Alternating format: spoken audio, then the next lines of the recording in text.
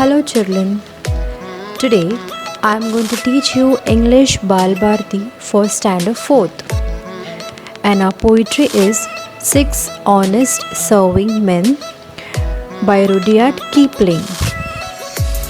I keep 6 honest serving men, they taught me all I knew.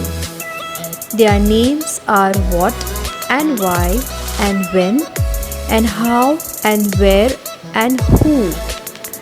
I send them over land and sea, I send them east and west.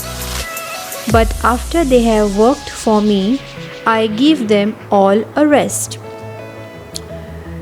Serving men means servant. Now, in this poet, the poet tells us it is a tribute to the child's curiosity and the inquiring child in us who helps us gain knowledge and learn different things. The poet tells us the names of the question, that is, why, what, when, how, where, and who, as honest, hard-working servants who help them to learn. Now, your land and sea, east and west, signifies places all over the world. The poet also tells us that though he gained knowledge, but after growing older, he gives the 6 honest serving men a little rest. I let them rest from 9 till 5, for I am busy then, as well as breakfast, lunch and tea, for they are hungry men. But different folk have different views. I know a person small. She keeps 10 million serving men who get no rest at all. The poet also tells us that he lets them rest from 9 till 5 means that the child has now gone to sleep.